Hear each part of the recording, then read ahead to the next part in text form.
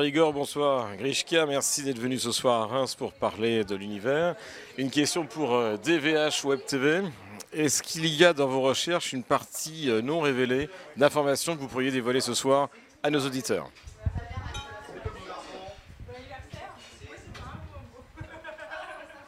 Alors, bonsoir à tous. Évidemment, il y a toujours une part cachée, une variable cachée, si on peut dire, dans une recherche scientifique.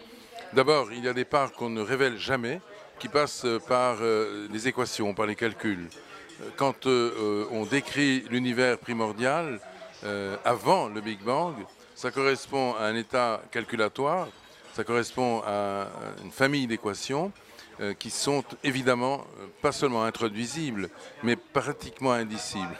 Donc on ne les partage qu'à travers leurs effets, à travers leur traduction en langage humain, mais sinon c'est vrai que le langage mathématique est parfois totalement para-humain. Je ne vais pas dire inhumain parce que ça aurait une connotation éthique, mais en tout cas, il échappe à la traduction ordinaire.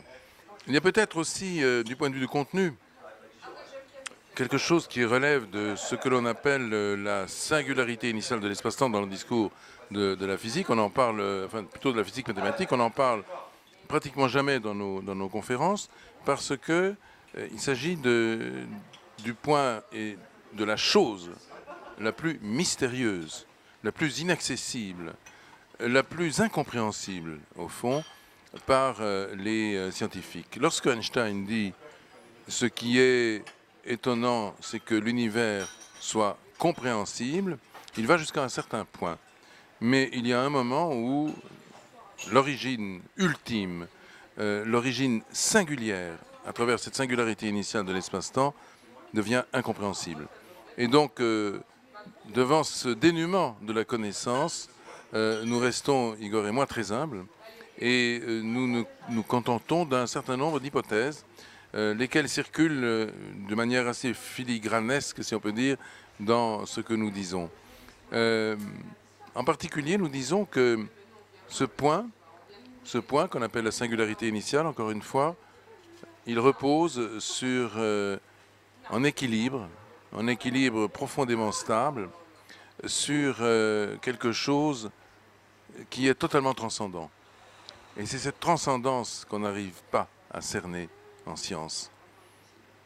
Ce point est beaucoup plus mystérieux que le mystérieux mur de Planck. On dit que le mur de Planck est mystérieux, et nous en disons un certain nombre, Igor et moi, nous en tirons un certain nombre de conclusions, comme d'autres physiciens théoriciens ou d'autres mathématiciens. Mais il y a encore bien plus mystérieux. Et ce plus mystérieux, cet objet qui est le plus mystérieux de tout ce qui peut exister dans l'ordre de la réalité, c'est donc la singularité initiale de l'espace-temps. Donc on n'en parle pas.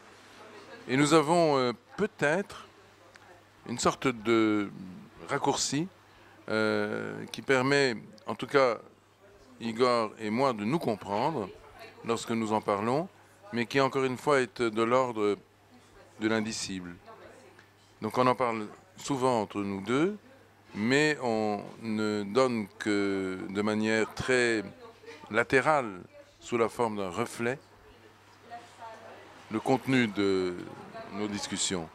Donc il y a une partie qui est destinée, qui est cachée, et qui est sans doute destinée, pour toujours, à rester cachée.